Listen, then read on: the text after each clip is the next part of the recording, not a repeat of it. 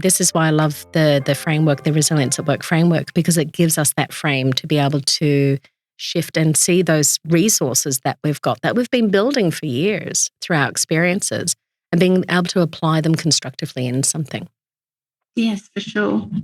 I want to take this into the conversation, then taking it from the individual into teams. Because yes, there are the conversations that we have as individuals, but what about then when it comes to the team aspect? What does a resilient team even look like? Yeah, and I think that's a really interesting area that I think is still underexplored. So we've had pretty much a plethora over the last couple of years, and even before that, of what creates well-being and resilience at work. And it tends to be almost not all, but predominantly focused on me individually. So if we were to apply our raw individual model that we've just been talking about, Julie, you've got a lot of work on, but you are investing in your energy, your diet, exercise, and sleep. You are practicing, perspective and gratitude. You're linking into your support systems. You're making sure you're open to feedback. You're really aligned with the purpose and the values. So you're doing all of those things that look after your backyard, if you like. So you're accountable. But what we know is that doesn't necessarily create a team which is collectively managing the pressures and adapting, because it's all about the alignment. And in fact, when we developed our raw team model, I was really interested in what is it that teams who are managing to adapt and thrive and better manage in the same system, what are they doing that's different? They've got the same problems that they're experiencing in the workplace, but they're doing something different. And it is very much that collective understanding and alignment. And we can explore some of those areas if that's. Oh, absolutely.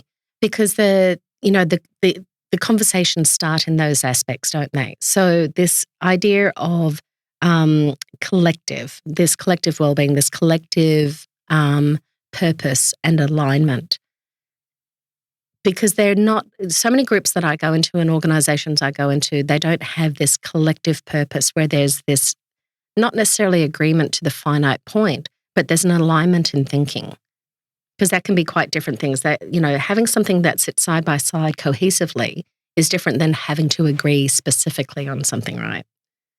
Definitely, yeah, that's right.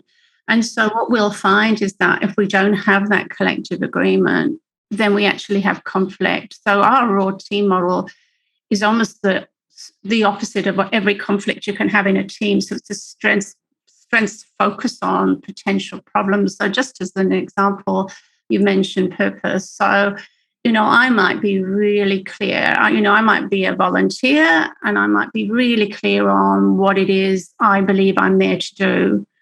But someone else starts and they've got a very different view of what that is, or a different view of the goals or the values. So straight away, even though I'm clear on mine, and that's really useful for my resilience, it actually creates an immediate conflict. Well, they're here for the wrong reasons, or they're not doing things, how they're not doing the way we do it around here, so, and people can get very lofty around those principles of, of how we do and what we are and what we stand for.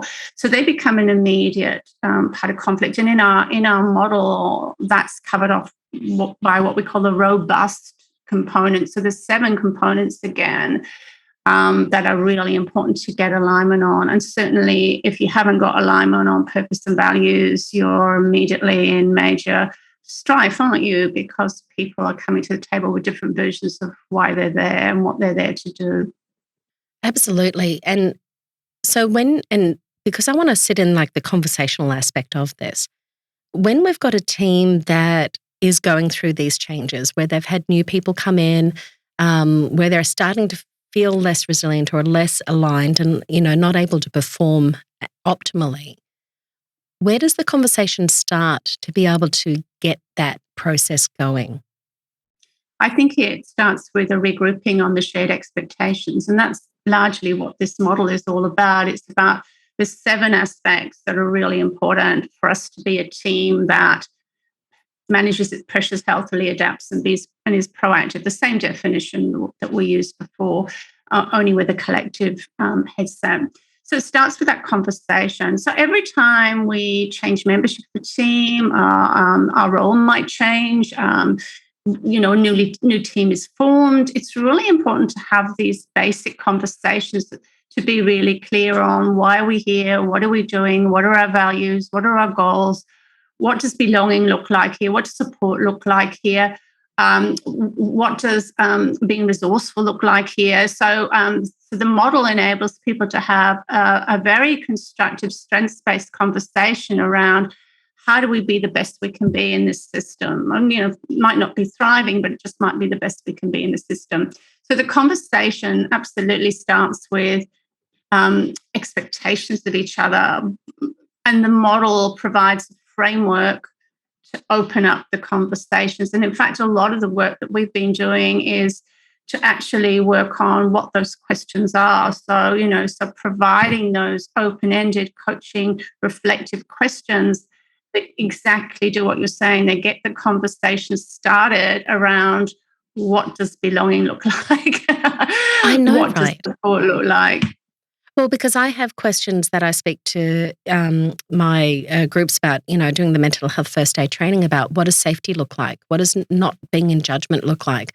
What does trust look like? And people genuinely don't often know the answer for themselves.